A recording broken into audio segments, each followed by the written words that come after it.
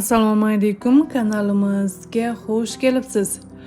Turmush o'rtog'ining xastaligi bilan sinalgan, 3 marta o'limdan qolgan taniqli iste'dodli aktrisamiz Muqaddas Xoliqovaning bugun hayot yo'llarini yoritib beramiz. Muqaddas Xoliqova 1960-yil 14-aprelda Toshkent shahrida tavallud topgan. U 9 yoshda otasidan ayrilgan. Oilada kenja farzand bo'lib, bir akasi bor. Shundan so'ng qiyinchiliklarga duch kelgan.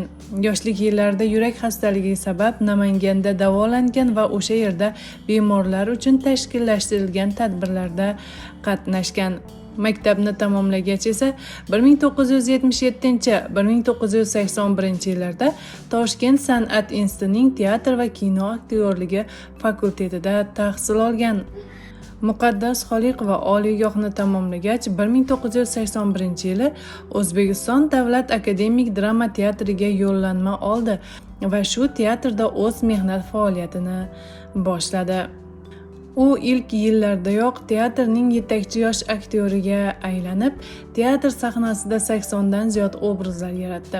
U teatrda sahnalashtirilgan O'tgan kunlarda, To'ybeka, Atellada Emilia, Chimildiqda ona, Andishali kelinchakda ayol, Kelinlar qo'zg'olonida Sotti, Ko'ngilda Zuhra kabi rollarni ijro etdi.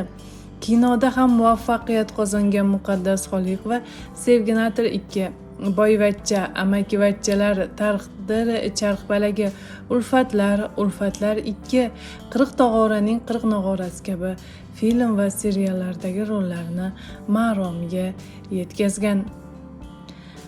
Aktrisa Muqaddas Xoliqova 1990-yilda Adhamjon ismli insonga turmushga chiqqan. Ularning turmushidan 3 ta qiz farzandi bor. Aktrisa turmush o'rtog'ining ko'zi ko'rmay qolgani, shunday bo'lsa-da u o'ta zehnli, idrokli inson bo'lgani haqida ham aytib o'tadi. 2010-yilda akam va onamni yo'qotganimda infarkt bo'ldim. Keyin to'satdan turmush o'rtog'imning ko'zlari ko'rmay qoldi. O'shanda ham siqilib infarktni boshdan o'tkazdim, deydi aktrisa.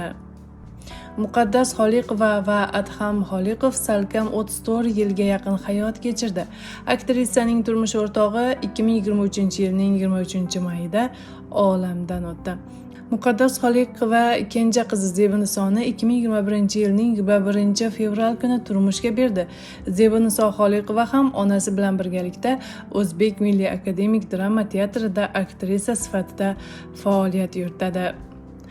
O'zbek kino olamida faqat sanoqligina iqtidorli aktrisalar bo'lsa, ulardan biri Muqaddas Xoliqovadir. Muqaddas Xoliqova barcha filmlarda rollarni me'yorga yetkazib o'ynaydi va hozirgacha muxlislarining qalbidan chuqur joy egallab kelmoqda. Nafaqat spektakl va filmlardagi, balki milliy urf-odatlardan biri kelin salom aytishi bilan ham muxlislar mehrini qozongan Muqaddas Xoliqovaning kelin salom o'tkazib berish narxi $300 etib belgilangan. Kanalimizni kuzating va yulduzlar hayotidagi eng so'nggi yangiliklardan xabardor bo'ling. E'tiboringiz uchun rahmat.